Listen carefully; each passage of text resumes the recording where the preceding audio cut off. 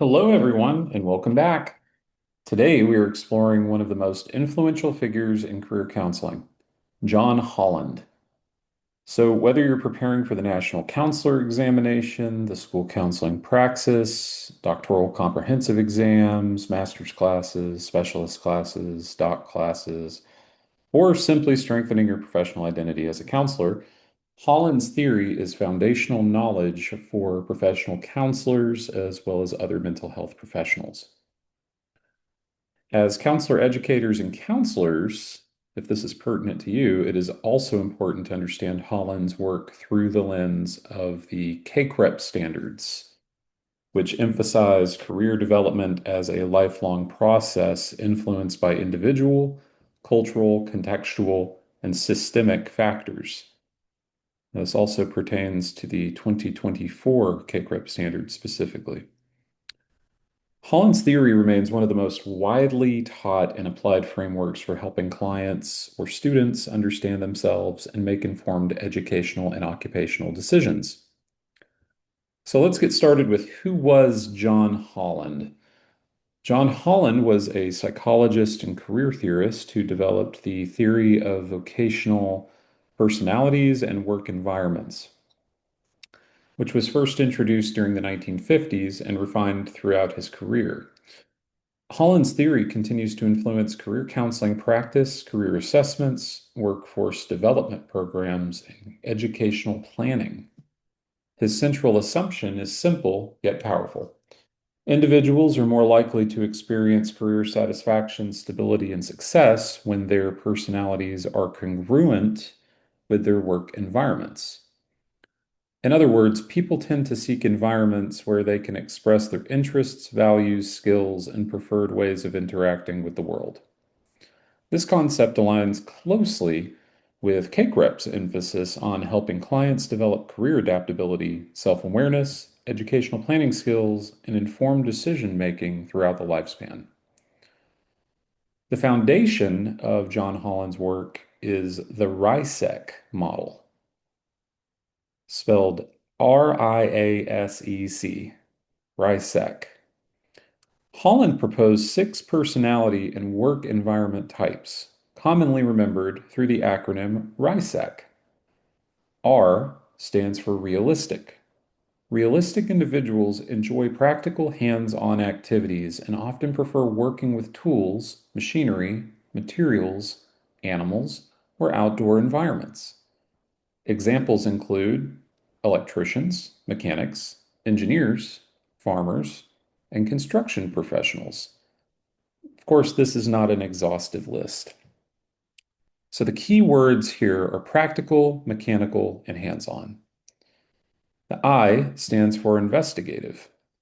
Investigative individuals enjoy observing, analyzing, researching, and solving complex problems. These examples include scientists, physicians, researchers, data analysts, and professors. Keywords here are analytical, intellectual, and curious. A stands for artistic. Artistic individuals value creativity, innovation, and self-expression. Examples include writers, musicians, graphic designers, actors, and photographers. Keywords here are creative, expressive, and imaginative. And remember, these lists are not exhaustive, so there are more careers that could be added to these lists. The S stands for social. Social individuals enjoy helping, teaching, counseling, and developing relationships. Several examples could include counselors, teachers, social workers, nurses, and school counselors.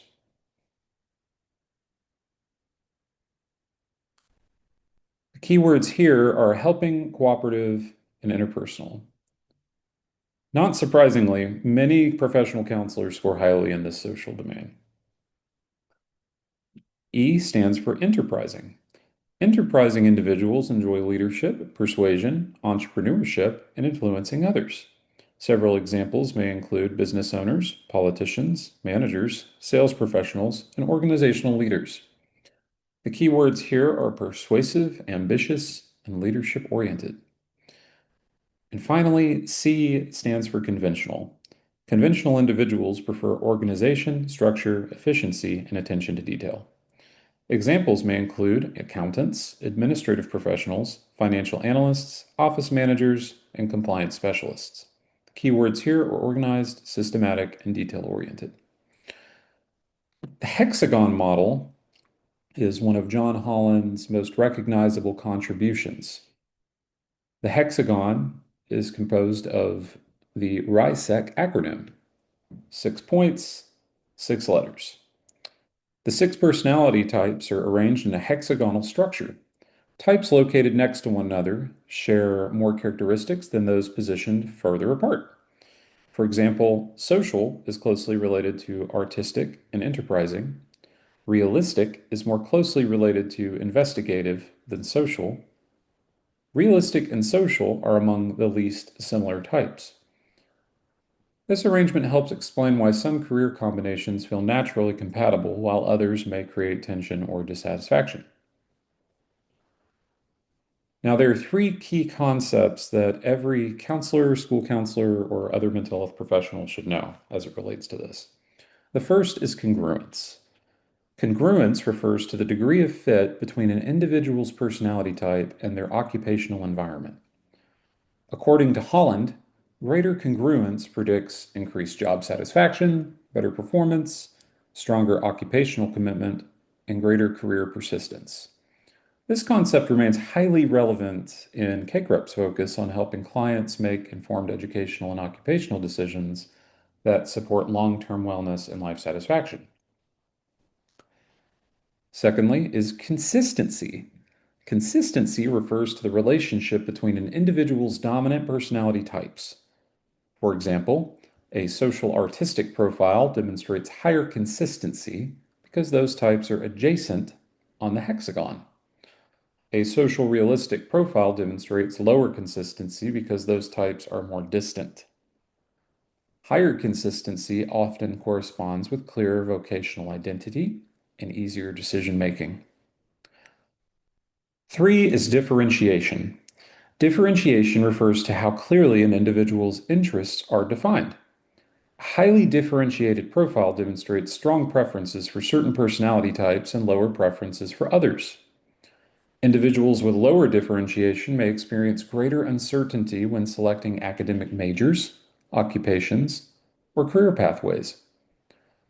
As counselors, understanding differentiation can help us identify clients who may benefit from additional exploration, assessment, or career decision-making support.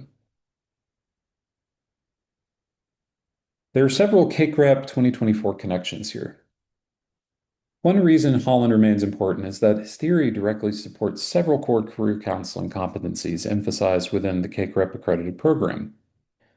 When applying Holland's model, counselors help clients in the following ways: develop self-awareness regarding interests and preferences, understand the relationship between personality and occupational environments, explore educational and career opportunities, make informed academic and occupational decisions, enhance career adaptability across the lifespan, and understand how career choices influence overall wellness and life satisfaction. At the same time, CACREP encourages counselors to recognize that career development occurs within broader social, cultural, economic, and systemic contexts. This is where modern counselors and mental health professionals must go beyond Holland's original theory. For example, a client's career opportunities may be influenced by socioeconomic status, cultural values, family expectations, geographic location, disability status, labor market conditions, and discrimination, along with systemic barriers.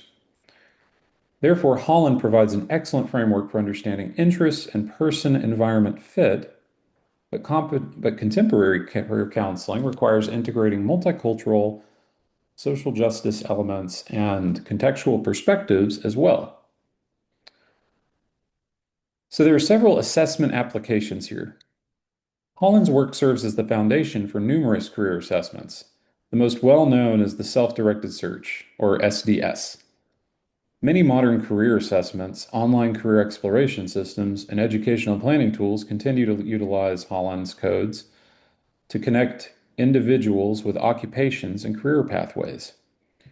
When interpreting assessment results, counselors and other mental health professionals should remember that Holland codes are intended to facilitate exploration rather than prescribe a single career choice.